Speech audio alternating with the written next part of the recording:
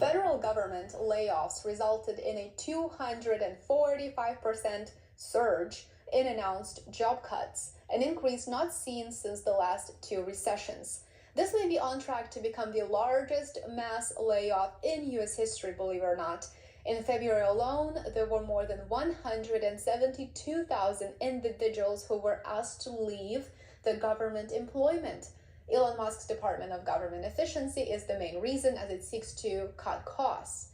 Recently, Musk stated that he will continue to slash spending and he hopes to save as much as $1 trillion as the result of layoffs, layoff employees, terminated leases, and canceled contracts.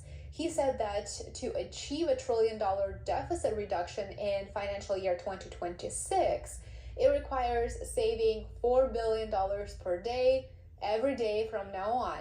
And he's confident that he can do it, but the real question is, at whose expense? If we're to achieve a $1 trillion deficit reduction in financial year 2026, it requires saving $4 billion per day, every day, from now through the end of September. But we can do it, and we will do it. Government spending has been out of control for decades, not just years, for decades, which is why we are now looking at $36.5 trillion in national debt and counting. But there has to be a clear plan in place how we can cut government spending without having a direct impact on taxpayers and on many people. If we slash government positions, yet we keep taking on more debt to send billions of dollars to fund an ongoing conflict in the Middle East or in Europe or elsewhere, are we really saving, or is this just yet another smoke and mirrors game?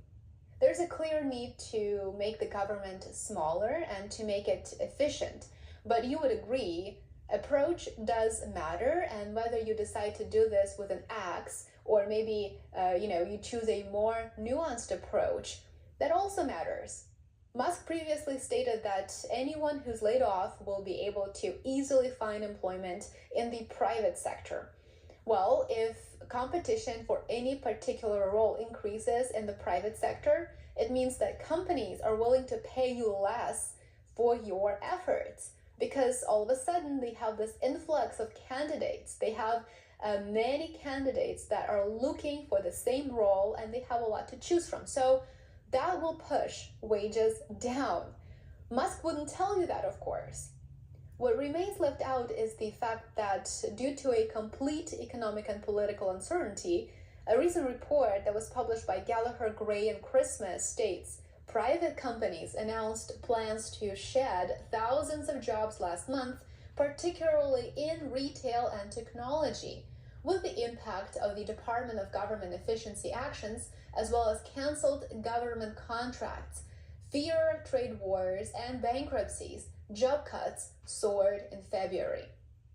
As you can see, there's a lot more to it than just, well, if you get laid off from your government position, don't worry, you'll just easily find employment elsewhere in the private sector the next day. Actually, it doesn't quite work that way, and anyone who's ever looked for a job in the United States knows it very well. We're not even talking about whether those who are laid off are going to be able to cover their expenses and their liabilities, their credit card payments. We know that household debt is at an all-time high. And so we may be potentially looking at new bankruptcies and so many more issues associated with these mass layoffs. For example, reportedly, the scale of cuts will likely flood the unemployment compensation for federal employees with claims, and the program may struggle to make timely payments. U.S. Department of Labor already says it's actually taking a long time for people to get their benefits, and it will only get worse. If you're not a government employee, if you don't have a family member who works for the government, these mass layoffs may still affect you, and here's how. One of our favorite quote-unquote agencies, the IRS, is facing quite significant job cuts right in the middle of the tax season. There are reports of the current administration planning to close more than 120 IRS field offices across the United States, with thousands of employees potentially being asked to leave their positions. The IRS is putting together plans to slash its workforce by up to 50% using a mix of layoffs, voluntary resignations, and buyout offers. The IRS has around 90,000 employees on record, and so that is a very high number. And now that it's planning to cut that number in half, we need to be looking at potential inefficiencies and backlogs. Since they are using AI for certain returns, it shouldn't be an issue, but again, it seems that there is no clear plan in place. Everything is in a complete state of chaos during the busiest time of the year, during the tax season. So I think it is fair to expect a lot of uncertainty, and it is fair to expect backlogs.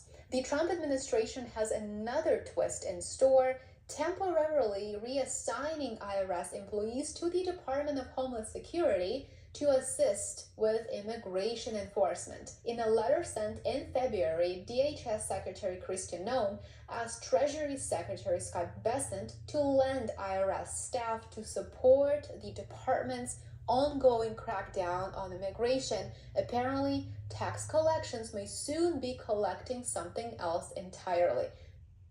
So yes, priorities matter, and it is important to look beyond elevator sales pitches to really understand that the issue is much more nuanced and complex, and this isn't a quick solution to a problem of government spending that the United States government has been kicking down the road for decades and decades. If you slash these jobs just so that you can turn around and send $3 billion in military assistance to a so-called ally in the Middle East the following day, or if you lay off thousands of people domestically as you prepare to wage a war on a country that is thousands of miles away, what does that really say about your priorities? In my opinion, it is a fair question to ask. Let us know what you think about these mass layoffs and more specifically the approach of the Department for Government Efficiency. Make sure that you are subscribed to